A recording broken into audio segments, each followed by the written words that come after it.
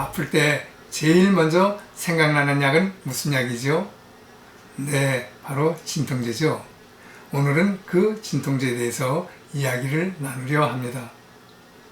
진통제는 어느 가정에서나 상비약으로 가지고 있을 정도로 우리와 친숙한 약이며 감기약으로도 쓰이고 두통과 치통, 생리통을 비롯하여 근육통, 신경통, 관절염 같은 근골격계 통증에도 널리 사용되고 있죠.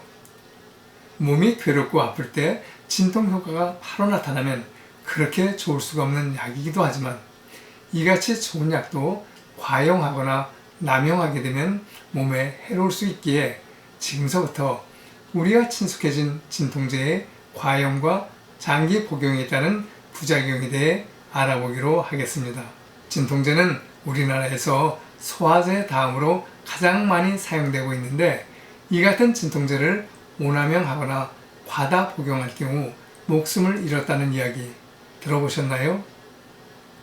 우리나라에서는 아직 정확한 통계가 없지만 미국 질병관리본부 CDC에서는 지난 15년간 진통제 부작용으로 약 16만 5천 명이 사망했고 현재 미국인 210만 명이 진통제에 중독되어 있다고 밝히면서 미국 내에서 2014년도에만 진통제 과다 복용으로 약 2만 8,700명이 목숨을 잃었다고 합니다.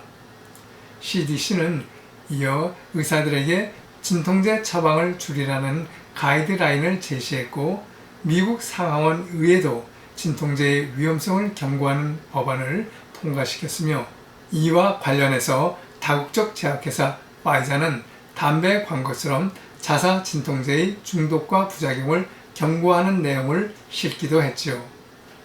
국내의 전문가들 역시 우리나라에서도 진통제 오남용에 대해 대책이 시급하다고 입을 모으면서 진통제는 처방 없이도 구입이 가능하고 복합 제제로 된 약들도 많아 일반인들이 성분명을 모르고 복용하는 경우가 많기 때문에 약물의 오남용이나 이로 인한 부작용 소지가 가장 높은 약물이라고 경고하고 있습니다.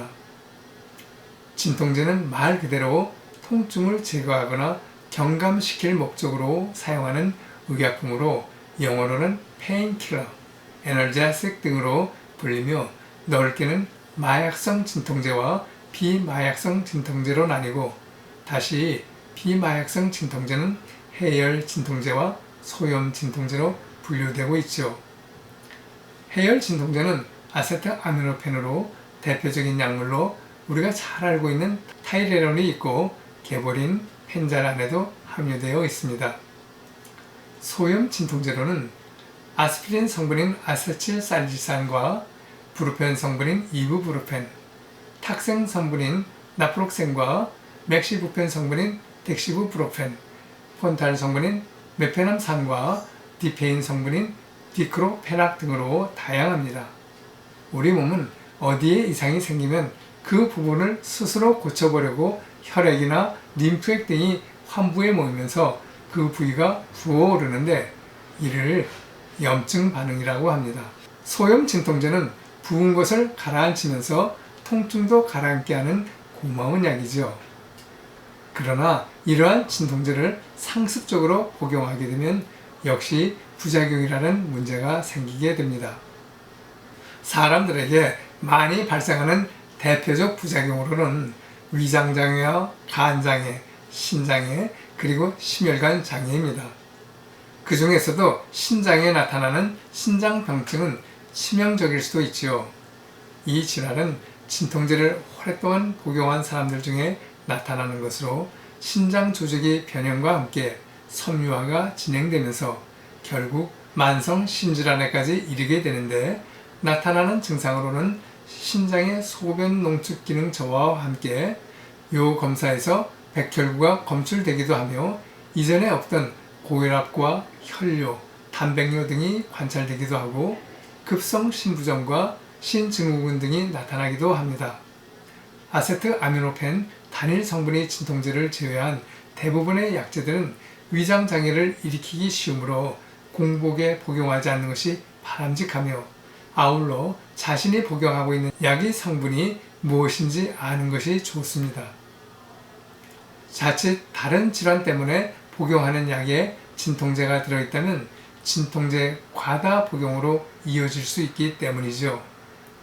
특히 아스피린의 경우 고혈압, 당뇨, 고지혈 등 많은 성인병 환자들에게 소량이지만 매일 지속적으로 복용되고 있는데, 이럴 경우 다른 진통제를 추가로 장복하게 되면 출혈성 위염이나 위궤양 등을 유발할 수 있어 주의가 필요합니다. 또한 과거에 소화성 궤양을 앓았거나 스테로이드 제제를 사용하는 사람들과 흡연이나 음주를 하거나 다른 질환으로 여러 가지 약물을 복용하는 사람들의 경우에도 위장 자극과 출혈 위험이 증가하며 만성적으로는 간 독성 위험에 노출되기도 합니다. 특히 음주 후에는 타이레놀을 비롯한 진통제들이 간에 대한 부담이 크게 나타날 수 있으므로 주의가 필요하지요. 또한 진통제의 장기 복용은 심혈관계에 혈전 반응을 나타내 심근경색과 뇌졸중의 위험을 증가시킬 수가 있어 주의가 필요합니다. 진통제에는 카페인이 포함된 제제도 있는데, 이러한 경우 커피나 콜라 등 카페인 음료를 많이 마시게 되면 카페인 과다로 인해 때때로 손떨림이나 가슴 두근거림 등의 부작용이 나타날 수 있고, 빈혈에 사용되는 철분제도 진통제를 같이 복용할 경우 위장장애가 발생할 수 있습니다.